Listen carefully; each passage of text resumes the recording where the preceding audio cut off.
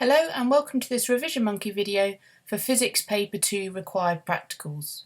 There are 4 required practicals for combined scientists, which are investigating springs, investigating acceleration, investigating wave properties and infrared radiation. And then there's a further required practical for separate scientists only on reflection and refraction. Investigating springs required practical. In this practical, you're going to see how the force applied to a spring affects the extension of a spring. First of all, you need to secure a clamp stand to the table using a G-clamp. This is because you're going to put lots of weights on the bottom of the spring and you don't want it to topple over.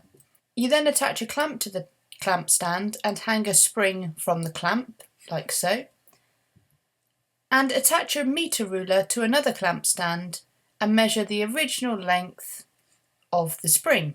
Then attach a 1 Newton mass to the bottom of the spring and record the new length of the spring. Calculate the extension of the spring by subtracting the original length from the length after 1 Newton was applied. So our extension is going to be the difference between the original length and the new length. So this here is going to be our extension. We then add another Newton weight to the spring, so you have 2 newtons in total now as the force being applied to the spring, and we measure the new length of the spring and again calculate the extension by subtracting the original length of the spring. We then repeat it for the following weights, so we keep adding weights to the bottom and we'd use 3 newtons, 4 newtons and 5 newtons for example on the bottom of our spring. So each time we are changing the force, and this is going to be our independent variable, and we are calculating the extension, which is our dependent variable. And for our control variable, we need to make sure we're using the same spring each time because it must have the same stiffness. So with our results of force and extension, we should then plot force against extension on a graph. And you will see a relationship that looks a little bit like this. Any straight line relationship that goes through 0 is a directly proportional relationship. So force applied is directly proportional to extension. So looking at the graph in more detail, this links to an equation which says that force equals spring constant times extension, F equals KE. So if you wanted to calculate spring constant from your values, you would rearrange that equation so that you would have K equals F divided by E. And if you do that, you can see that by calculating the gradient of the graph, so by drawing on a triangle and calculating the change in y divided by the change in x, essentially you're doing force divided by extension so you can calculate the spring constant. That is why it's important to have force on your y-axis and extension on your x-axis. Otherwise, you'd have to do 1 divided by the gradient to get your spring constant if you had the axes the other way round. So if you plotted it with extension against force, you'd have to do 1 divided by the gradient to actually get your spring constant. So it's better to do it this way round. Hooke's law then states that for an elastic object, extension is directly proportional to force. And what it means by an elastic object is an object that will return to its original shape after being stretched. So through all of the forces that are applied here, the spring is obeying Hooke's law because force is directly proportional to extension.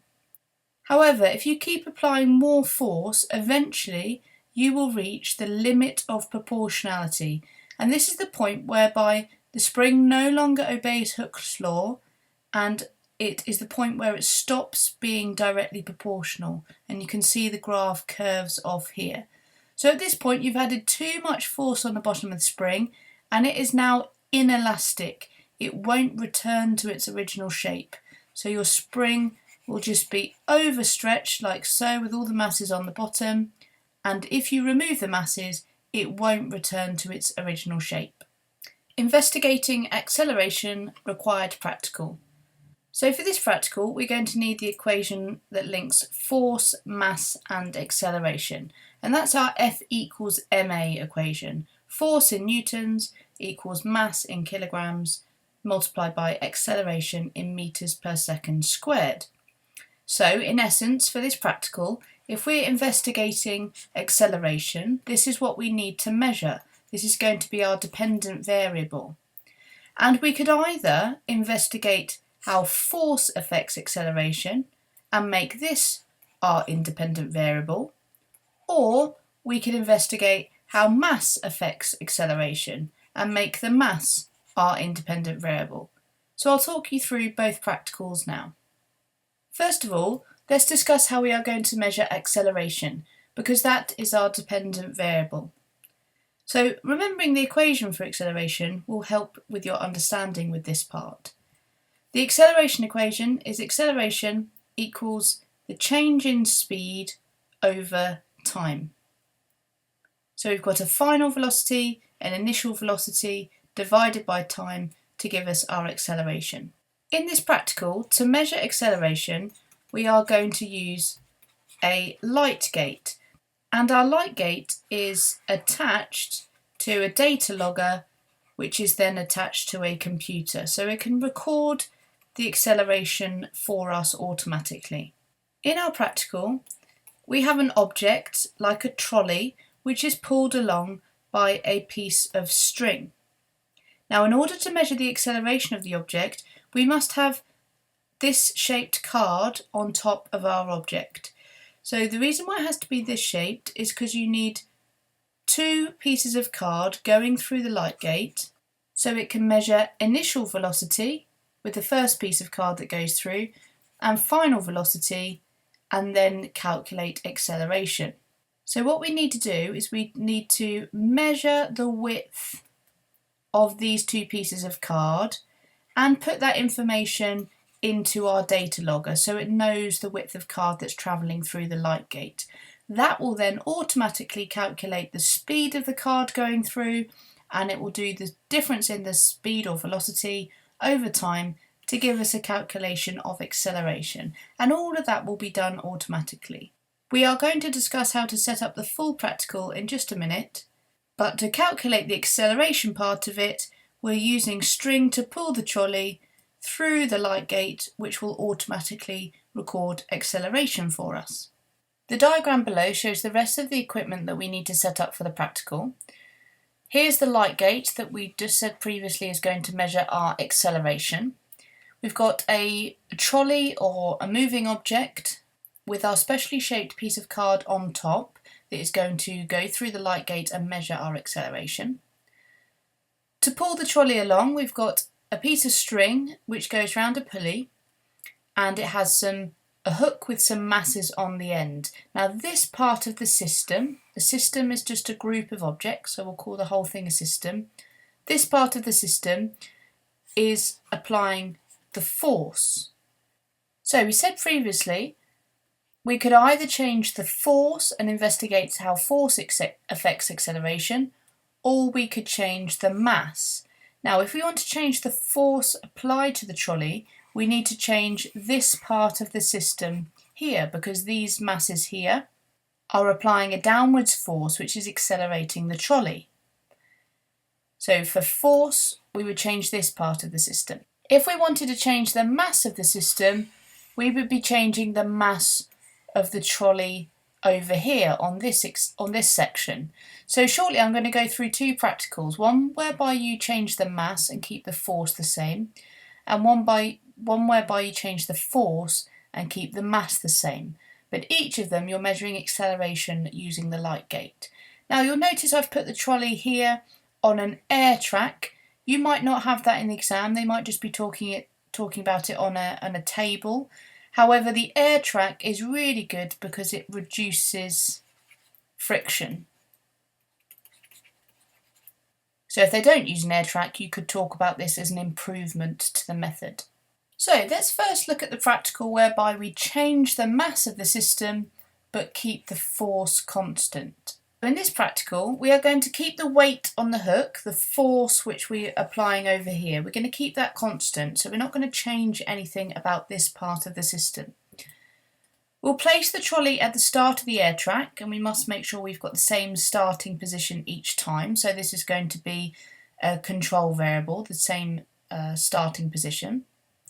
We then let go of the trolley and measure the acceleration using the light gate, and that will give us our first reading. Because we need to change this part of the system if we want to investigate how mass affects acceleration, this is where we're going to change the mass of the trolley. So you can see here I've added one mass to the back, and then we're going to repeat the process. So return the trolley to the start position and add a 100 gram mass to the trolley. Release the trolley and measure acceleration using the light gate. So we then repeat this using the following masses on the trolley, so 200 grams, and then 300 grams, and then 400 grams, and we'd use 500 grams as well. And we then repeat the experiment 3 times and calculate a mean acceleration for each mass. So that's our practical when we want to see how mass affects acceleration and when we use mass as our independent variable. Now we'll look at how force affects acceleration. So for this practical, we're going to change the force which we apply to the system, but this one's slightly different because we need to keep the mass of the whole system the same. Every time we change this, we have to place a mass over here, and the reason for that is to keep the mass of the whole system the same so that we're not actually changing mass, so we're keeping mass constant. A little bit of a difficult concept to understand, but in the exam they'll expect you to write about moving the masses from here to here. So we keep the mass of the system constant, and this time change the force, so the weight acting on the pulley. So we'll start with no masses on the trolley and 5 newtons on the hook attached to the string. Now it doesn't have to be 5 newtons, that's just a random example that I've given. You may well be using much smaller masses and therefore using a much smaller force to pull this down, but let's just say we're starting with 5 newtons on the string. We're then going to release the trolley from the starting position and calculate the acceleration using the light gate. And then to change the force applied, remove a mass from the hook down here and place it on the trolley. And that's because I said, as before, because the total mass of the system must remain constant. So you can see here I've removed one of the masses from down here and placed it onto the trolley instead. And then we do exactly the same thing, let the trolley go from the starting position and measure acceleration using the light gate. We'd repeat by moving another mass from the hook and placing it on the trolley so that the force is now 3 newtons that we're pulling down with, and again measuring acceleration. And then we'd repeat it for the following forces, so perhaps 2 newtons, moving them up here, and then we'd do it again with 1 newton as well. We'd repeat 3 times for each force applied and calculate a mean acceleration for each force. So in your exam, look very carefully to see whether they want you to change force or whether they want you to change mass, because the practicals are slightly different, but both of them you're measuring acceleration using the light gate. Investigating wave properties, required practical. In this practical, we're going to use the equation V equals F lambda. So the V stands for wave speed, F for frequency, and wavelength. Now, a lot of the times you'll be asked to calculate wave speed, and to do so you will need to know the frequency and the wavelength of the wave. But you may well have a situation where you have to rearrange this equation to perhaps calculate frequency or wavelength instead. So there's 2 practicals that you might need to do to measure wave speed. And the first one that we'll look at is waves on a string. For this practical, we set up a piece of string on a vibration transducer and pull it tight using masses and a pulley. So you can see the wave forming here, but before we turn on the signal generator, you will just have a tight piece of string like that, which is being kept tight by the masses here, which are providing a downwards force. Now the signal generator is connected to the vibration transducer, and when you turn that on, This will vibrate up and down, so will oscillate vertically up and down and will produce a wave, like so. We need to turn on the signal generator and set the frequency so you can see a wave clearly. So if it's oscillating up and down at a frequency where you can't see a clear wave, you're going to have to tune it on the signal generator until you see a nice clear wave forming. We then measure the wavelength using a ruler. It is more accurate to measure several wavelengths, then divide by the number of wavelengths you have measured. So this would show one complete wavelength where it goes up, down and back again to the same position. That would be one wavelength. So you could well get a ruler and just measure one wavelength like so. But to increase the accuracy, you could measure a bigger distance and divide by the number of wavelengths there are. So for example, we could measure the complete distance from here to here using a ruler and work out how many wavelengths that is. So we've got 1, 2, 3 and a half wavelengths. So if we divide them by 3.5 wavelengths, that will give us a much more accurate measurement of one wavelength. We then use the equation V equals F lambda to calculate wave speed. So wave speed equals the frequency which you get from the signal generator because you've set that yourself. So let's say, for example, it could be 20 Hertz. And then you would multiply that by the length of one wave to calculate wave speed. Another way in which you can calculate wave speed is using a ripple tank. So you'd set up a ripple tank with a shallow tray of water. Adjust the signal generator to a frequency that shows clear waves in the water. The dipper, which is just here, will then oscillate at the set frequency and create waves. So the dipper will move up and down vertically in the water, creating waves in the water. We need to adjust the frequency of the strobe light here until a clear pattern of wavefronts is seen on the screen. So you'll have a screen or a piece of paper underneath whereby you're going to see the shadows created by the wavefronts.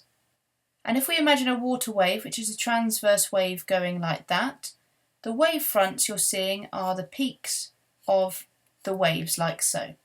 And to measure wavelength, we can simply measure the distance between two of those wavefronts, and that will give us one wavelength. But again, like the previous example, it would be more accurate if we measured a bigger distance and divided by the number of wavelengths we had. So we'd use a ruler, measure the lengths of say 10 waves. I don't have 10 on the screen, but in your exam they'll probably give you one with many more wavelengths than this. And then we divide by 10 to get the length of one wavelength.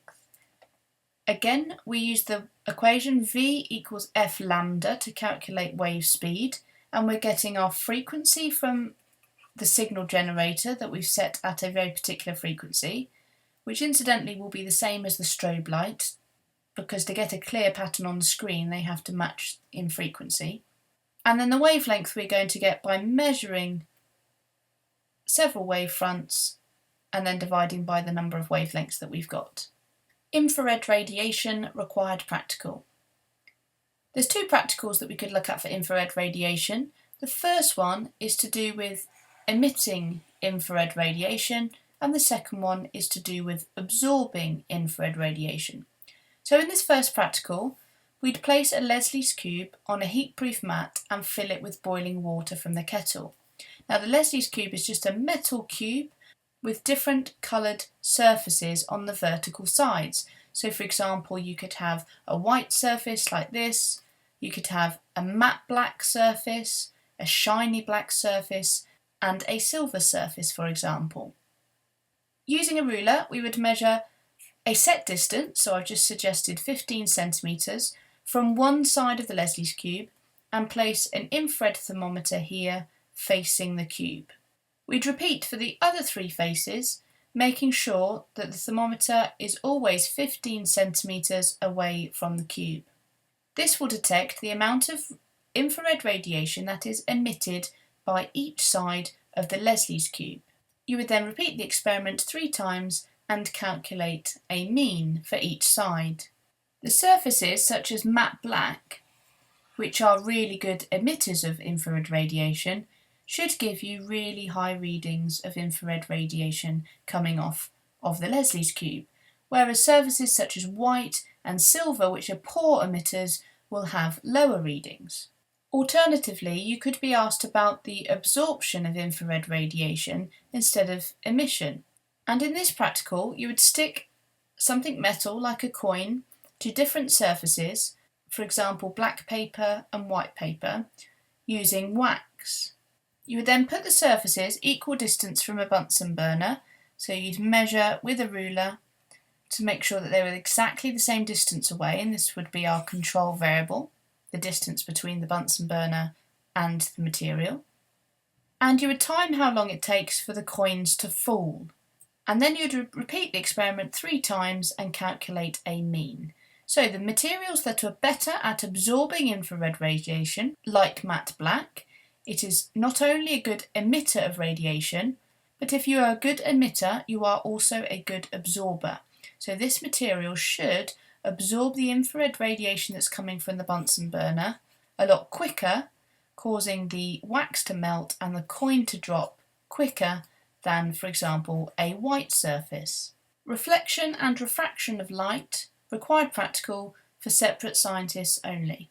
First of all, we'll remind ourselves of the 2 different types of reflection that we can have.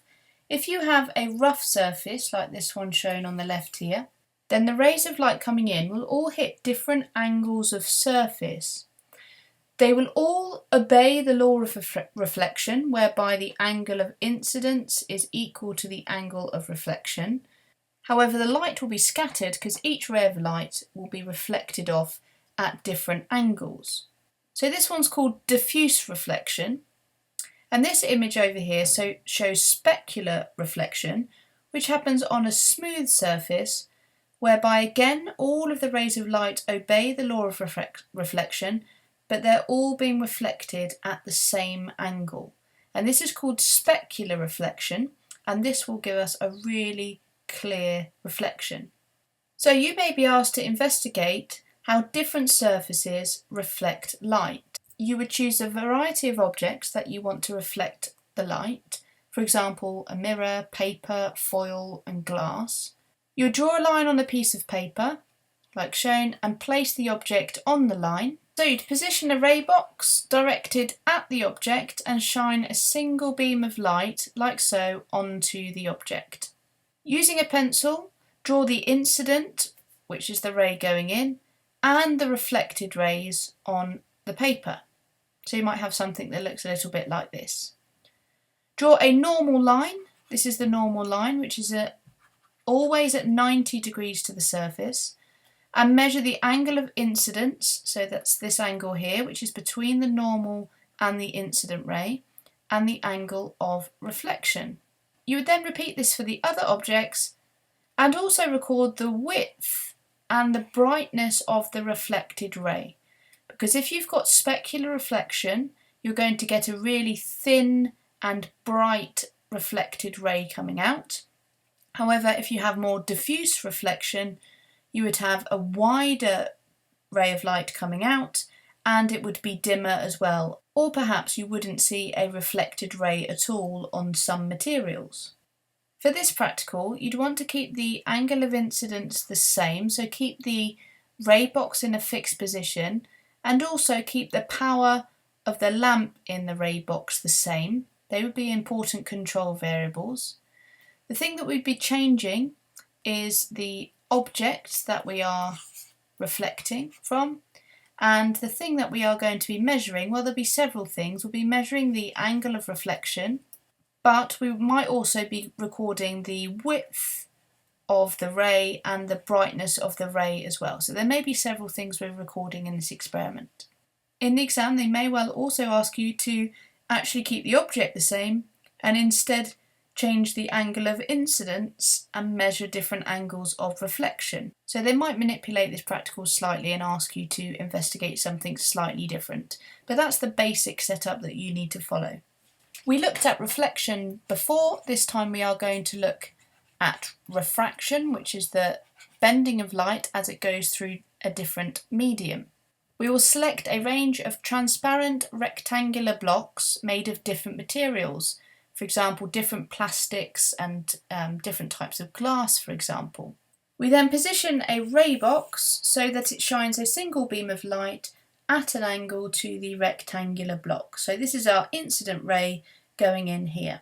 Using a pencil, we then draw around the block, and using a pencil and ruler, we draw the incident ray, which is this one here, and the emergent ray that comes out of the block. So our diagram might look something like this to start off with: the outline of the block with the incident ray and the emergent ray that comes out of the block. We then remove the block and draw a line to connect the incident ray and the emergent ray, which is shown in this diagram here. Just like we did in our reflection diagrams, we need to draw a normal line at 90 degrees to the surface where the incident ray meets the block. So this is the incident ray going in. And we need to measure the angle of incidence, which is between the incident ray and the normal line, and the angle of refraction. So this is the refracted ray going through, so this is our angle of refraction. We then repeat this for the different material blocks and repeat it 3 times for each block and calculate a mean angle of refraction. So for this practical, our independent variable is going to be the different material blocks that we're using. Our dependent variable is the angle of refraction. And for this practical, we're going to want to keep our angle of incidence the same. So this is going to be a control variable.